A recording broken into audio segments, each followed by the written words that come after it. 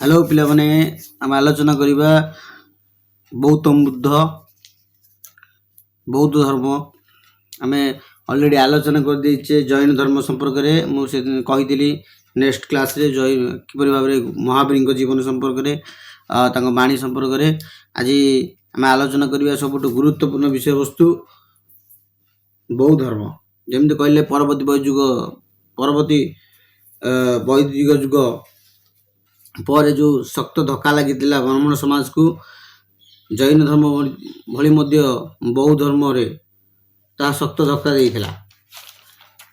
एटा हमर क्वेश्चन पड़े ए विषय वस्तु हम आलोचना करिबा किपरि भाव रे गौतम बुद्ध बौद्ध धर्म रो प्रचारक भाव रे सुंदर सुंदर कथा आलोचना पत्र करछन्ती।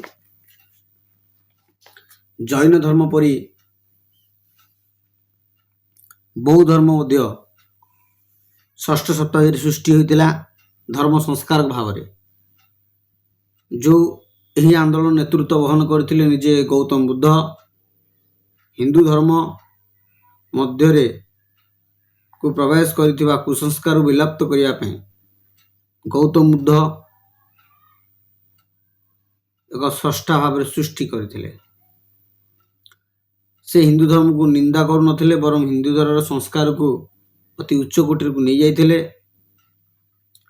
सेतिपई तांकर ज्ञानर तत्व को आधार करी बुद्ध को एशियार आलोक बोली कह जाउथिला। ए गौतम बुद्ध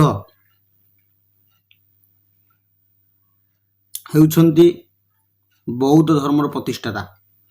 परीक्षा पड़े गौतम बुद्ध होउछंती बौद्ध धर्मर प्रतिष्ठाता। से 566 ख्रीष्टाब्द नेपाल स्थित कपिलवस्तु लंबोटी नामक ग्राम रे जन्म ग्रहण करथिले।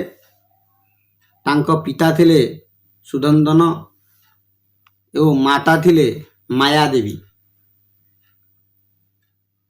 एवं गौतम बुद्धंकर बाल्य नाम थिला सिद्धार्थ। से शाक्य राजवंश आसते मुझे क्वेश्चन कहूँ अलरेडी बापा ना कौन थिला माँ ना कौन थिला से कौ राजवंश आसते क्योंठे जन्म ग्रहण करते। It is very important question. प्रत्येक वर्ष आम देखा क्वेश्चन एटा आसूची। तापरे बापा बा गौतम बुद्धर पिता कपिलवस्तु शासक थिले। से जन राज परिवार थिले। महावीर परी मध्य गौतम बुद्ध एक राज परिवार थिले। जेतेबेले गौतम बुद्ध माँ मायादेवी गौतम बुद्ध को गर्भधारण करथिले से समय रे माँ मायादेवी जेतेबेले हाथी दांतर निर्मित होइथिबा पलंक रे शयन करथिले। से एक विचित्र स्वप्न देखिथिले। गोटे छोट धड़ा हाथी से पलंक चारिकर बुलिबार से स्वप्न देखिथिले। यह जेतेबेले राजा सुदंदन जानियो पाइले से राजपुरोहित को डकईले। राजपुरोहित कहीदिले जे मायादेवी गर्भरे जो संतान अच्छी दिने ना दिने सी गोटे भल शासक हो पारे जी कि चक्रवर्ती सम्राट हो पारती नचेत जड़े बल बा बड़ सन्यासी हो पारती। ये हूँ विषय वस्तु। सबुठु कष्टर कथा गौतम बुद्ध को जितेबाला 7 दिन होता अर्थात गौतम बुद्धंकर जन्म 7 दिन मध्य तांकर माता मायादेवी मृत्यु होता एवं गौतम लालन पालन करने तांकर माउसी गौतमी गौतम को लालन पालन करथिले। सेहिथिपई गौतम बुद्धंकर जो गौतम नामटी गौतमी अर्थात माउसी नाम अनुसार नामकरण करा जायछि। ପରୀକ୍ଷାରେ ପଡ଼େ ଗୌତମ ବୁଦ୍ଧଙ୍କର ବାଲ୍ୟ ନାମ କ'ଣ? ସିଦ୍ଧାର୍ଥ। ଗୌତମଙ୍କ ନାଁ କାହିଁକି, ସିଦ୍ଧାର୍ଥଙ୍କ ନାଁ କାହିଁକି ଗୌତମ ହେଲା? ନା ତା ମାଉସୀ ତାଙ୍କୁ ଗୌତମୀ ପାଳନ କରୁଥିବା ହେତୁ ତାଙ୍କର ଗୌତମୀ ହେଲା। ଏବଂ ଗୌତମ ବୁଦ୍ଧ ରାଜକୀୟ ଭୋଗବିଳାସ ପ୍ରତି ତାଙ୍କର ଟୋଟାଲ ଆଗ୍ରହ ଥିଲା। ଛୋଟବେଳୁ ଏକତ୍ର ବାସ କରିବା, ଧ୍ୟାନ କରିବା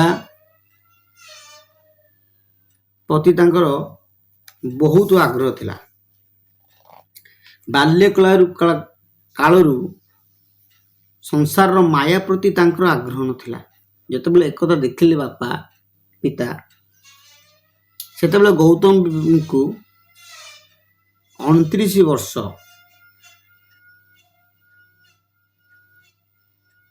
ବେଳକୁ ତାଙ୍କୁ ବିବାହ କରାଯାଇଥିଲା। ତାଙ୍କୁ ଏକ ସୁନ୍ଦର କନ୍ୟା ଯଶୋଧରା, ତା ଗୌତମ ବୁଦ୍ଧଙ୍କର ସ୍ତ୍ରୀଙ୍କ ନାମ ହେଉଛି ଯଶୋଧରା କୁ ବିବାହ କରିଥିଲେ ଏବଂ 1 ବର୍ଷ ମଧ୍ୟରେ ତାଙ୍କର ଗୋଟେ ପୁତ୍ର ସନ୍ତାନ ଜନ୍ମ ହୋଇଥିଲେ, ଯାହାକୁ ଆମେ ଜାଣିଛେ ରାହୁଳ।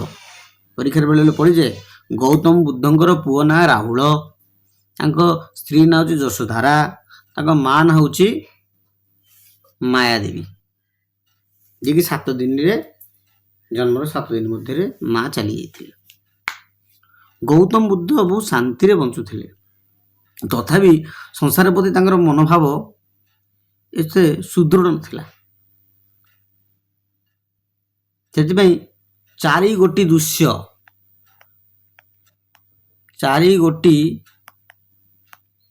ଦୃଶ୍ୟ ବା ଚିତ୍ର ଗୌତମ ବୁଦ୍ଧଙ୍କୁ ପରିବର୍ତ୍ତନ କରିଥିଲା।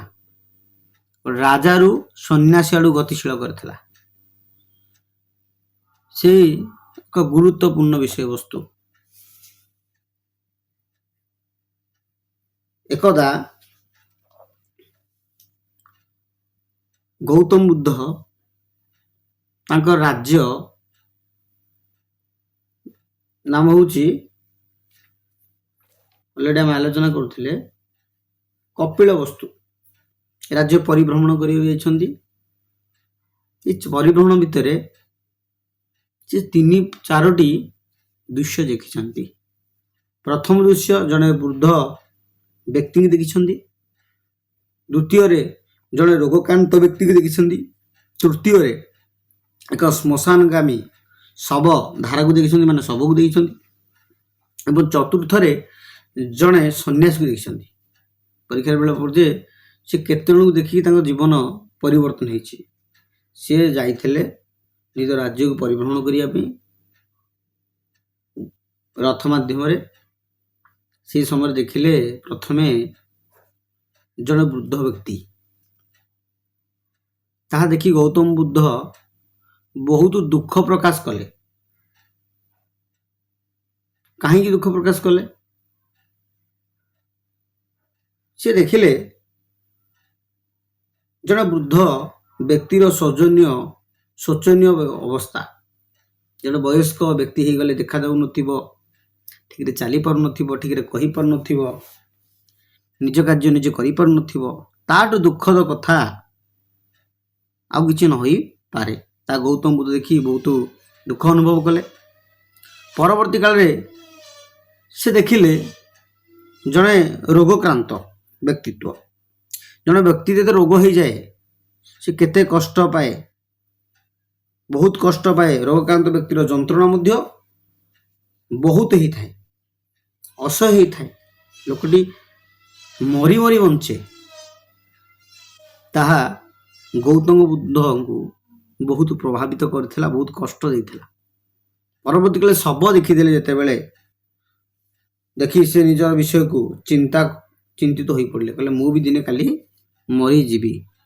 ତାହେଲେ ଜୀବନର ପ୍ରକୃତ ସତ କାହିଁକି? ମଣିଷ ଦୁଃଖ କାହିଁକି ଭୋଗେ? ଯଦି ବାପା ସକାଳୁ ଆମେ ଦିନେ ଦିନେ ବୟସ୍କ ହେବା, ବୁଢ଼ା ହେବା, ଦିନେ ଦିନେ ଆମକୁ ରୋଗ ହେବ, ଦିନେ ଦିନେ ଆମେ ଶବ ହେଇଯିବା, ତାହେଲେ ସବୁଠୁ ଲାଇଫର ବେଷ୍ଟ ଜିନିଷ ତାହେଲେ କ'ଣ? ଯେତେବେଳେ ସନ୍ନ୍ୟାସକୁ ଦେଖିଦେଲେ ସନ୍ନ୍ୟାସ ଜୀବନ ପ୍ରତି ଆକୃଷ୍ଟ ବଢ଼ିଗଲା ଗୌତମ ବୁଦ୍ଧଙ୍କର। ଏବଂ ଗୌତମ ବୁଦ୍ଧ ଯେତେବେଳେ ଆକୃଷ୍ଟ ବଢ଼ିଗଲା, ଗୌତମ ବୁଦ୍ଧ ସନ୍ନ୍ୟାସ ବ୍ରତ ବାରଣ କଲେ। ଯେତେବେଳେ ବାରଣ କଲେ ବା ଧାରଣ କଲେ, ତାହାକୁ ମହା ବିନିଷ୍କମଣ ବୋଲି କୁହାଯାଏ। It is very important. 29 ବୟସରେ ସେ ଚିରଦିନ ପାଇଁ ରାଜପ୍ରସାଦ ତ୍ୟାଗ କରିବା ପାଇଁ ନିଷ୍ପତ୍ତି ନେଲେ ଏବଂ ନେଇଗଲା ପରେ ଯେତେବେଳେ ନେଇଯାଇଛନ୍ତି, ସେତେବେଳେ ପ୍ରଥମେ ଗୁରୁ ଖୋଜୁଛନ୍ତି।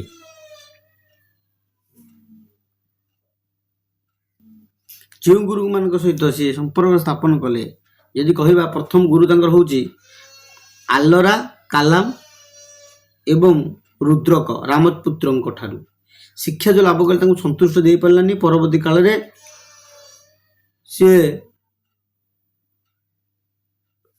6 ବର୍ଷ ନିରଞ୍ଜନ ନଦୀ କୂଳରେ କଠୋର ପରିଶ୍ରମ କଲା ପରେ, ତପସ୍ୟା କଲା ପରେ ଦିବ୍ୟଜ୍ଞାନ ଲାଭ କଲେ। ଶୁଣ, ନିରଞ୍ଜନ ନଦୀ ମହାବୀର ପଡ଼ିଥିଲେ, ରିଜୁପାଳିକା ନଦୀ, ଏଇଟା ନିରଞ୍ଜନ ନଦୀ କୂଳରେ ତାଙ୍କର ହେଉଛି ଓସ୍ତ ଗଛ ମୂଳରେ ଦିବ୍ୟ ଲାଭ କଲେ। କରିସାରିଲା ପରେ ତାଙ୍କ ଜୀବନ ଏକ ଅପୂର୍ବ ପରିବର୍ତ୍ତନ ଘଟିଲା।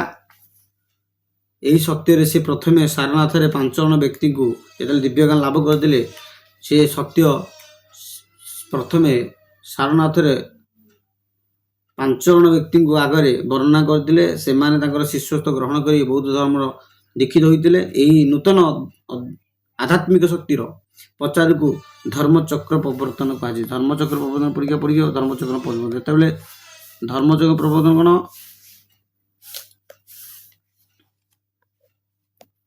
ଧର୍ମଚକ୍ର ପରେ ଯେତେବେଳେ ସେ ପରିବର୍ତ୍ତନ ହେଇଥିଲେ, ଯେଉଁ ଚକ୍ର ଯେଉଁ ଆଲୋଚନା କଲେ, ଯେଉଁ ଧର୍ମ ବିଷୟରେ ଆଲୋଚନା କଲେ 5 ଜଣଙ୍କୁ ନେଇ, ତାକୁ ଧର୍ମଚକ୍ର ପ୍ରବର୍ତ୍ତନ ବୋଲି କୁହାଗଲା। ଆମର ପରୀକ୍ଷାରେ ଏତେ ପଡ଼ିବ ନା, ଆମେ ପଡ଼ିବ ପରୀକ୍ଷାରେ ତାଙ୍କର ମହାନିଷ୍କମୟ କ'ଣ? ମହାନିଷ୍କମୟ ଯେତେବେଳେ ସେ ଚିନ୍ତା କଲେ, ବାପାରେ ମୋତେ ଆଉ ରହିବାନି ରାଜପ୍ରସାଦରେ, ମୁଁ ବର୍ତ୍ତମାନ ସନ୍ନ୍ୟାସ ଧର୍ମ ଗ୍ରହଣ କରିବି, ରାତି ଅଧରେ ଯେଉଁ ଘର ଛାଡ଼ିକି ପଳେଇଲେ, ତାକୁ କୁହାଯାଏ। ଏବଂ ତାଙ୍କର ଯେଉଁ ଗୌତମ ବୁଦ୍ଧ ଯେତେବେଳେ 35 ବର୍ଷ ଥିଲେ, ତାଙ୍କର ଅଗଧ ଜ୍ଞାନ, ଦିବ୍ୟ ଜ୍ଞାନ ଦେଖିକି, ତାଙ୍କ ବୁଦ୍ଧିମାନ ଦେଖିକି ତାଙ୍କୁ ଗୌତମ ବୁଦ୍ଧ ବୋଲି କୁହାଗଲା। ଗୌତମୀ ତାଙ୍କ ମାଉସୀ ଅନୁସାରେ ଥିଲେ, ତାଙ୍କର ବୁଦ୍ଧି ଯୋଗୁଁ ତାଙ୍କୁ ବୁଦ୍ଧ ଅଶ୍ୱତଥ ଗଛ ମୂଳରେ ତାଙ୍କ ଜ୍ଞାନ ବଦଳିଲେ। ତାଙ୍କୁ ସେଥିପାଇଁ ସେ ଯେଉଁଠି ଜ୍ଞାନ ପ୍ରାପ୍ତି ହେଇଥିଲେ ତାକୁ ବୃଦ୍ଧ ଗୟା ବୋଲି କୁହାଯାଏ। କ'ଣ?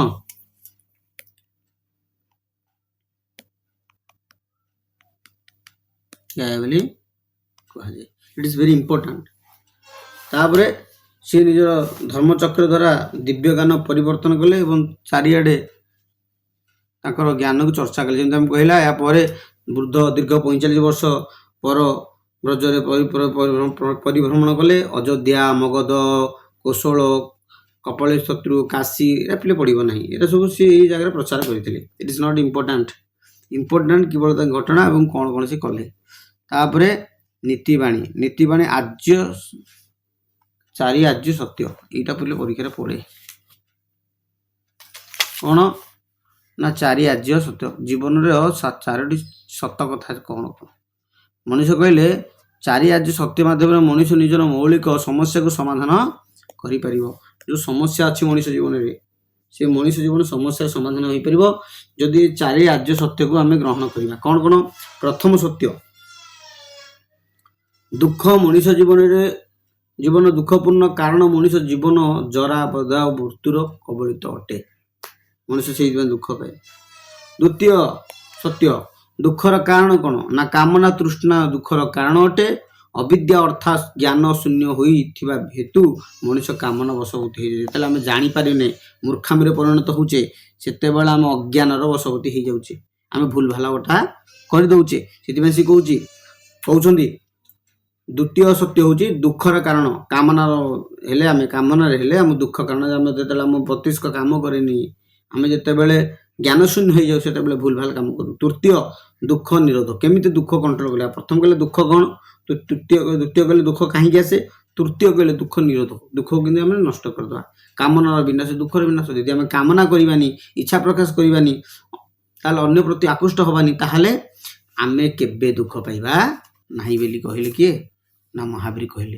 एवं चतुर्थ यदि आम कहवा चतुर्थ जो दुख निरोध मार्ग आर्य अष्ट मार्ग आर्य 8टी मार्ग अच्छी जदि 8टी मार्ग आम मानिबा ताहले आम दुख केबे हेबनी। ताहले चारि आर्य सत्य कौन प्रथम सत्य कहले से बाबारे आमे जीवन दुख कहीं आसे दुख लगे केमिति हुए। द्वितीय कहले दुख कौन पे आसे ना कामना आसिले दुख आसीबो। तृतीय कहीं आसबनी जिते कामना को विनाश कर से दुख आसब नहीं। चतुर्थ कहले दुख टोटाल कहीं आसबनी के ना जिते आर्य अष्टांग मार्ग द्वारा प्रभावित हवा से 8टा मार्ग कहते गोटे मनुष्य यदि 8टा मार्ग को धारण करे तेबे ता जीवन रे केबे दुख आसी परिबो नाही बेली किए कहितले ना महावीर कहितले। ये 8टा मार्ग कौन ना प्रथम मार्ग सामूहिक वाक्य सठिक कथा कहवा स्वामी कर्म सठिक काम करवा। तृतीय सामूहिक जीविका आम जीविका को सठिक भाव निर्वाह करवा। उद्यम सठिक भाव उद्यम करवा ठकिवा नहीं आमे उद्यमटा सठिक परिमाण करवा। सामूहिक स्मृति भल भाव बुझा सुझा कथाटा को भल भाव मन रखा। सामूहिक समाधि भल भाव समाधि ग्रहण करवा। और सामूहिक दृष्टि भल दृष्टि रखा। सामूहिक संकल्प जो संकल्प करुचे भल भाव संकल्प करवा। ये सामूहिक यदि कहले सामूहिक दर्शन कहले सामूहिक संकल्प कहवा सामूहिक वाक्य कहवा सामूहिक कर्म करवा सामूहिक जीवन कहवा सामूहिक आयस कहवा सामूहिक स्मृति कहवा सामूहिक समाधि कहवा। ये 8टी मार्ग जी धारण करे ता जीवन के असुविधा पड़े नहीं बोली गौतम बुद्ध कहते। तेणुक it is very important question. यदि आम कथा कहवा ये पढ़ो दर्शनीति पढ़ेनि आर्य 4 आर्य सत्य को भले पढ़ी जाइए। यही आर्य अष्ट मार्ग केवल ना गुरा लिखिदेव कौन कौन कहते से गुरा हूँ क्वेश्चन। निर्वाण निर्वाण एक शाश्वत शांति प्रदा मानसिक स्थिति जहाँ अवर्णनीय केवल निर्वाण प्राप्त होता व्यक्ति या अनुभव करें। निर्वाण द्वारा अस्तित्वर विलाप साधन हुए ना कि कामना विनाश हुए और जन्म मृत्यु चक्र मुक्ति लाभ हुए। मनीष निर्वाण कहले आम एमती किसी कम करवा जमी आउ थे बापा मनीष जन्म पाइबा ना। मुक्ति निर्वाण कहले मुक्ति आम मुक्ति पाइबा केमती जिते आम सठिक काम करवा भल काम करवा निजक भल भाव आयतन करवा निर्वाण द्वारा अस्तित्व विलोप साधन हुए ना किंतु कामना विनाश हुए और पुनर्जन्म आउ थे हुए। यदि कामना भूल काम रहा आम निर्वाण हो पार ना। से निर्वाण हाँपाई हेले आमको आर्य अष्ट मार्ग ग्रहण करवा दियो। 4 आर्य सत्य 4 आर्य सत्य कौन 4टा कहली आर्य अष्ट मार्ग कहले 8टा। तापर से कहले हेती कहले बापा हेनी आउ 10 शील नीति ग्रहण करवा। 10टा नीति यदि आम ग्रहण करवा ताल आम जीवन में सुखपूर्ण पाइबा। कौन कहले ना जीव हिंसा करवा नहीं जीव प्रति हिंसा करवा नहीं चोरी कार करवानी क्या अभिचार करवा नहीं मिथ्या कहवा नहीं मद पीवा नहीं सुकोमल शज्यर शोवा नहीं नृत्य गीत आज बासना कतम आकृष्ट हवा नहीं असमय भोजन करवानी और सुवर्ण आदि मूल्यवान संपत्ति प्रति आग्रह प्रकाश करवानी आ सब अर्थ संचय करवानी कारण अर्थ सब कारण यदि ये 10टा नीति आम छाड़ीदवा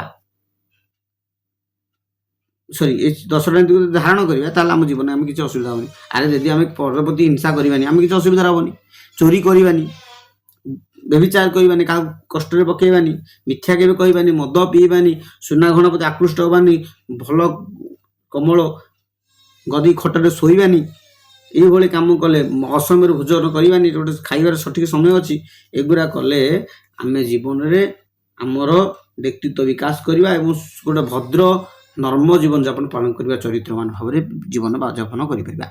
यह हूँ बौद्धिक चिंतार पूर्वजन्म कर्मफल। गौतम बुद्ध पूर्वजन्म कर्मफल पर गुरुत्व देते से कामना विनाश न होगा पर्यंत मनुष्य बारंबार जन्म लाभ करे और एमती कष्ट पाइब एमती जंत्र पाइब परवर्ती काल मृत्युवरण कर।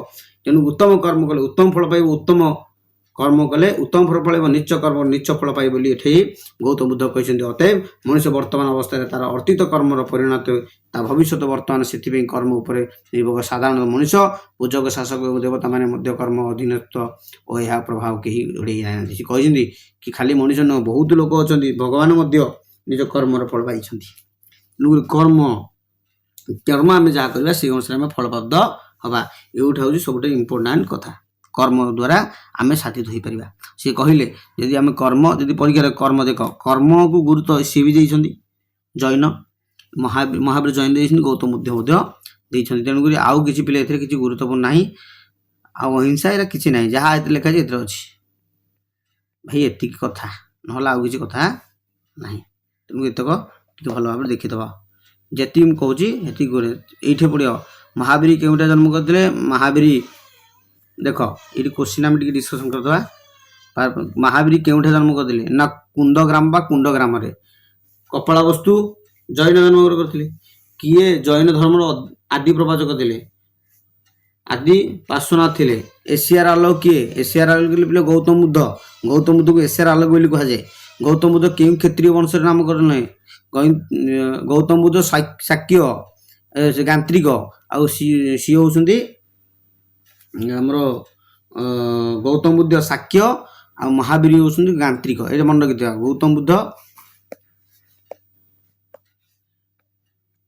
गौतम बुद्ध शाक्य गांत्रिक हूँ महावीर एटा परीक्षा बेले दीटा मन रखी केउं स्थान गौतम बुद्ध देह त्याग करते गौतम बुद्ध केउंटारे गौतम बुद्ध पिले केउंटारे देह त्याग करते यदि आम कहवा